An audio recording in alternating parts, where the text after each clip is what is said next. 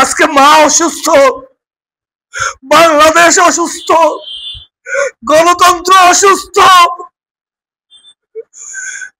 তিনি ঐক্যের প্রতীক। অনেক নির্যাতন সহ্য করেছে, শুনেছেন। 6 বার মৃত্যুর মুখ থেকে ফিরে এসেছে। মহান আল্লাহ রব্বুল আলামিন দেশ মাতাকে রক্ষা করেছেন, কারণ তার তো চিকিৎসা হয়নি। জেলখানায় স্লো পয়জন দিয়ে দিয়ে তাকে হত্যা করতে চেয়েছে, সফল হয়েছে। আমাদের ছোট ভাই আরফাত রহমান কোকোকে তারা শহীদ করতে চেয়েছিল, জিয়া পরিবারকে নিশ্চিহ্ন করতে 10 তলা থেকে ফেলে দিয়েছে আমাদের নেতা তারেক রহমানকে। মা চিকিৎসা পায়নি, আজকে মুক্ত বাতাসে মায়ের চিকিৎসা হয়েছে, কিন্তু মা আজকে খুব কষ্টে আছে।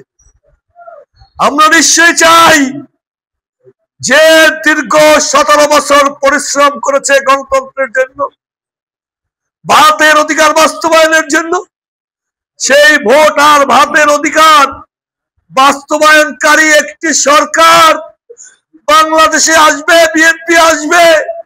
সেই জিনিসটা যেন মা দেখতে পারে, আল্লাহ যেন আমাদের সেই তৌফিক দেয়, মাকে সুস্থ করে নির্বাচনে অংশগ্রহণ করার তৌফিক দিক। এটা আমরা দোয়া করি। আজকে শুধু দোয়ার মাহফিল করে হবে না, আমরা মুসলমান অধিকাংশই আমরা নামাজ পড়ে দোয়া করব। আমরা আল্লাহর কাছে চাইবো, হে আল্লাহ, আমাদের মা নাই অনেকে, কিন্তু এই দেশমাতা দেশের জন্য যা করেছে, মানব কল্যাণে যা করেছে, শহীদ জিয়া পরিবার যা করেছে, এখনো মা নড়াচড়া করে না, কম করে। কিন্তু তার মধ্যেও তার একমাত্র সন্তান অত্যন্ত পাথর বুকে নিয়ে দলের জন্য ওটাকে মনে না রেখে তিনি কিন্তু কাজ করে যাচ্ছে। শুধুমাত্র স্টারসটা খেয়াল করবেন, মার কাছে সন্তান আসতে চাইবে, এটাই স্বাভাবিক, তার ছোঁয়া নিতে চাই, কিন্তু আমার একার সিদ্ধান্তে সবকিছু হচ্ছে না। এটি তারেক রহমান বলেছে।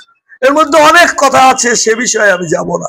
আমি শুধু যাব, আপনারা যেমন উপস্থিত হয়েছেন মায়ের জন্য, আমিও উপস্থিত হয়েছি। আজকে দরগায় যাচ্ছি, আল্লাহর কাছে ওই লাখো মুসল্লিদের মধ্যে থেকে মায়ের জন্য দোয়া করব। এখন আর আমাদের অন্য কিছুই নাই, আমরা নির্বাচন নিয়েও ভাবি না, শুধু মায়ের সুস্থতা নিয়ে ভাবি। ভাই, আমি কথা হারিয়ে ফেলেছি। আসুন, বাড়িতে আমাদের মা, ভাই, বোন, ভাবি যে যেখানে আছে, আমরা নিয়মিত মুসলমানরা নামাজ পড়ি, নিয়মিত আল্লাহর কাছে চাই, মাকে সুস্থ করো, মাকে সুস্থ করো।